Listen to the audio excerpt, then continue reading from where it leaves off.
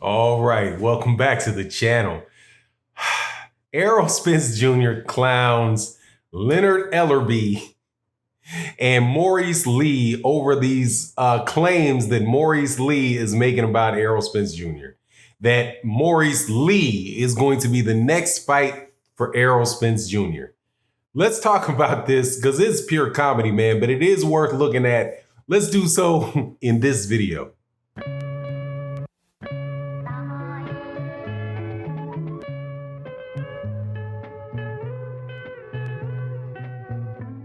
All right, welcome back to the channel. Errol Spence Jr., the 147-pound welterweight champion of the world, the WBC welterweight champion of the world, and the IBF welterweight champion of the world, who has multiple mega fights in front of him. Manny Pacquiao, Danny Garcia is supposed to be a pay-per-view. Terrence Crawford, Canelo Alvarez. All of these are fights that Errol Spence Jr. is in the position to get. He has a mandatory with Danny Garcia. But somehow, Maurice Lee is under the impression that it will be him that is going to be fighting Errol Spence Jr. next.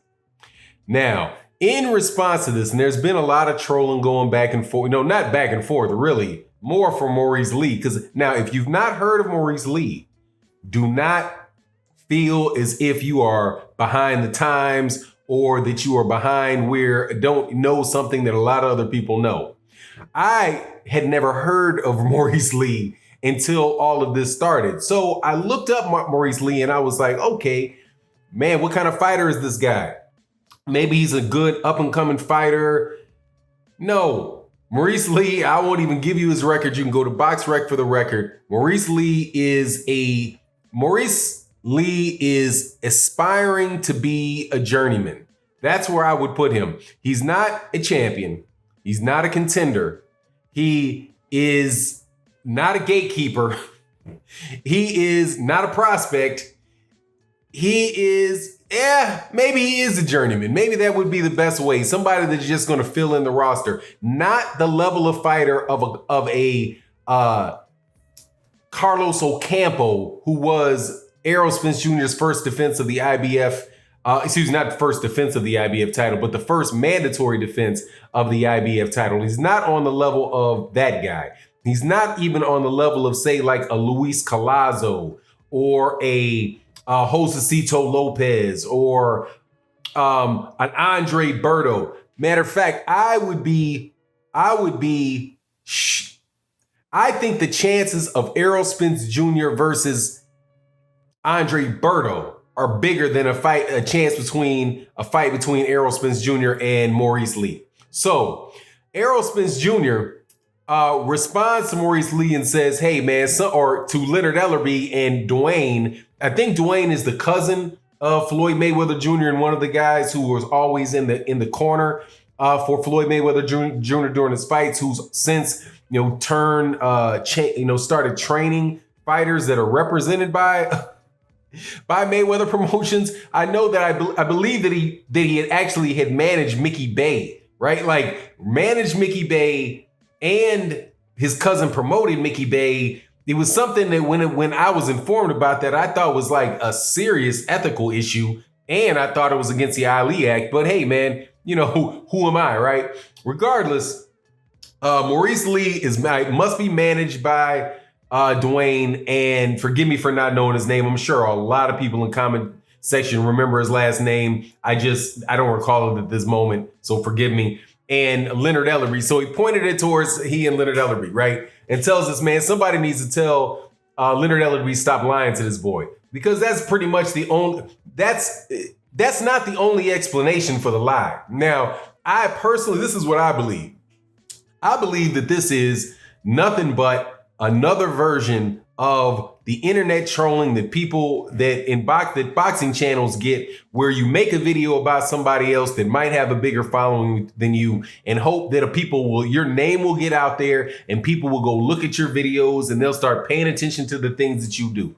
Maurice Lee is probably doing the exact same thing, and I would not be surprised at all if it was at the behest of Leonard Ellerby and his manager that he started doing it. Like, hey, man, we live in the internet age right now. And if you want to get your name out there, if you want to be, have people know who you are, then you have to tie your name to somebody else. So he gets a YouTube channel or he gets an Instagram or, has a Twitter, whatever, wherever he's doing it, right? More than likely it's Instagram. My understanding, since I'm an old man, that the Twitter is for the old folks and Instagram's for the younger folks. So I bet he's over there on Instagram doing it, but pretty much just a way to tie your name to somebody else so that, when somebody's looking for news on Errol Spence Jr. or the next Errol Spence Jr. fight is coming up, right? And then all these the search engines start running them. You'll see Maurice Lee says Errol Spence Jr. is the next fight. Dang, who's Maurice Lee? Let me go look at his box rec. Let me go look at his fights. Let me see what he's doing. And then you'll come like, oh man, what's the likelihood of him actually fighting this guy, right? Then you might come to that conclusion. But in the midst of all of that stuff, Maurice Lee is getting his name out there. So, and I doubt very much that, Leonard Ellerby actually told this guy that he was going to get a fight with Errol Spence Jr. There are a lot of moronic people on this planet, dude, but very few would reach the level of stupidity it would be necessary to believe that a guy in Maurice Lee's position is going to bypass all of the other top welterweights that are looking to get a shot at Errol Spence Jr. for a voluntary fight. Now, I guess the idea could be that, Errol Spence Jr., they might have been trying to push Errol Spence Jr. towards a tune-up, right? And say, hey, you were in this big accident and we want to get you back in the ring, but we want to make sure, that everything is good and together. So here, let's just pick up a journeyman, a lower level fighter. We're going to make the fight, get him to take it. And hey, so if it's going to be somebody, might as well be Maurice Lee. So maybe, at the beginning of that, that might have began the conversations and Maurice Lee tried to get out there, and put a lot of, steam behind it. But, at the end of the day, man, is absolutely ridiculous. Now, what is going to actually happen in the welterweight division is that, I wanted to make sure I said this. So while Errol Spence Jr., because that was the point was Errol Spence Jr. telling Leonard Ellerby to stop lying to that boy. More than likely Maurice Lee already knew what was going on. So I wouldn't necessarily think that this particular situation should make you believe that Leonard Ellerby is a liar or Dwayne is a liar, but just, that it is something that is set up, man. But more than likely, what is going to actually happen in the welterweight division is that Errol Spence Jr. is going to fight Danny Garcia, and he's more than likely going to fight Danny Garcia next. Now, there's a lot of people that called for Errol Spence Jr. to take a tune-up fight. But Errol Spence Jr. says that he doesn't want to take a tune-up fight and that he's actually has been, it's not been a long layoff for him. So in fact, he has fought since Sean Porter has fought, right? He has fought since Manny Pacquiao was fought. He has fought more recently. He's fought more recently than many of the fighters has fought because he had a fight towards the later part of last year. So other than the car accident, which could be a big thing, I mean, that is a big thing. There's no reason for him to have taken to really take a tune-up. And at that level of Maurice Lee, that is way too low of a tune-up for him because that's actually not going to prove anything.